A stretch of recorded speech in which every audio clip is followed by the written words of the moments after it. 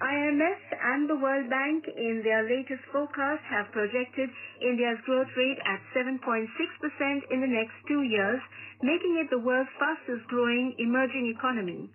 Union Finance Minister Arun Jaitley said while talking to Indian reporters at a news conference in Washington.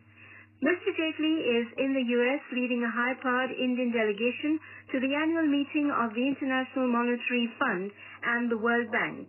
Mr. Jaitley said India is at the world's center stage more than ever before for aspiring to do better in an adverse environment. Since India is growing much faster as compared to the rest of the world, it has become natural recipient of a higher level of foreign direct investment, FDI, he added. In Odisha, the death toll due to Japanese encephalitis JE climbed to 41, with 2 more children succumbing to the killer disease in Malkangiri district. While 2 children undergoing treatment at the district headquarters hospital succumbed to the disease, 20 more patients were admitted to the hospital yesterday. Additional district's medical officer ADMO Kalyan Sarkar said the number of patients with Japanese encephalitis admitted to the hospital for treatment has touched 137, he said. This is All India Radio giving you the news. Hurricane Matthew's torrential rains triggered severe flooding in North Carolina as the deteriorating storm made its exit to the sea, and thousands of people had to be rescued from their homes and cars. The death toll in the U.S. climbed to at least 16, nearly half of them in North Carolina. The storm, which killed more than 500 in Haiti before it pounded the east coast for days, was stripped of hurricane status just before the daybreak, but the crisis set off by downpours of more than a foot was far from over. Forecasters said North Carolina and Virginia could get even more rain and warned of the danger of life-threatening flooding through Monday night.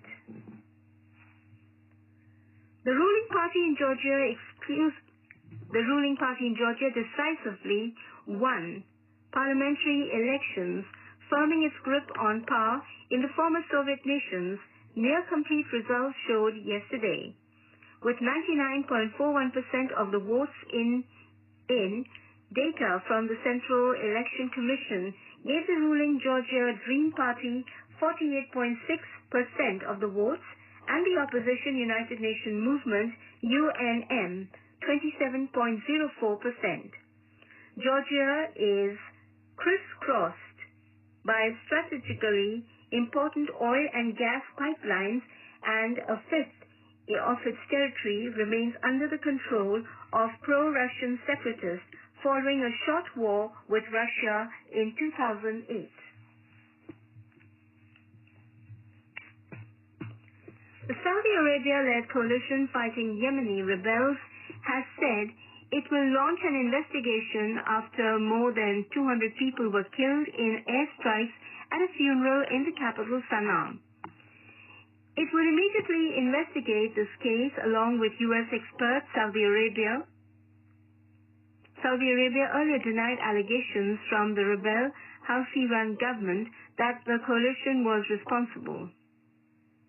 The attack targeted the funeral of the father of the Houthi-appointed Interior Minister Dalal al-Rashwan. The Saudi-led coalition said in a statement the coalition will immediately investigate this case along with a joint incidents assessment team in Yemen and experts from the United States who participated in previous investigations. At least 9 police officers were killed and 4 were wounded in multiple assaults on border guard posts along Myanmar's troubled frontier with Bangladesh yesterday. In Turkey, at least 18 people have been killed and 27 others injured after a car bomb attack at a security checkpoint in southeastern Hakkari province near the border with Iraq yesterday.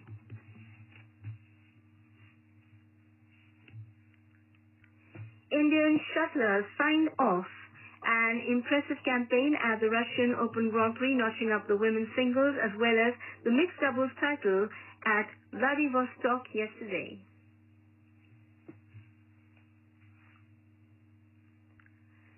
India declared their first innings at 5:57 for 5 on the second day of the third and final cricket test against New Zealand in Indore. Now to end the bulletin, the main points once again. Prime Minister says BJP has completed its journey from opposition to an alternative government in a short span of time due to foundation laid by Pandit Deen Dayal Upadhyay. Releases 15 volumes of his completed work at a function in Delhi. Finance Minister Arun Jaitley says IMF and the World Bank have projected India's growth rate at 7.6% in the next 2 years, making it the world's fastest growing economy. Hurricane Matthew triggers severe flooding in North Carolina as U.S. death toll hits 16. In sports, Indian shuttler Rutvika Shivani Gadi wins the women's singles title in Russian Open Grand Prix. N. Sikki Reddy and Pranav Chopra claim the mixed doubles title. India declared their first innings at a massive 5:57 for 5 on second day of Indore cricket test against New Zealand. Skipper Virat Kohli hits a double ton. And that is the end of this news bulletin. This is the General Overseas Service of All India Radio. Now we bring you the next program, Women's World. You are with us on the General Overseas Service of All India Radio. In our program Women's World, we bring you an interview with Minal Portsness, a face yoga expert. The interviewer is Lucy Gabriel and Ratnadeep Banerjee. We will also bring you a short talk on Dashera by Naimullah Siddiqui.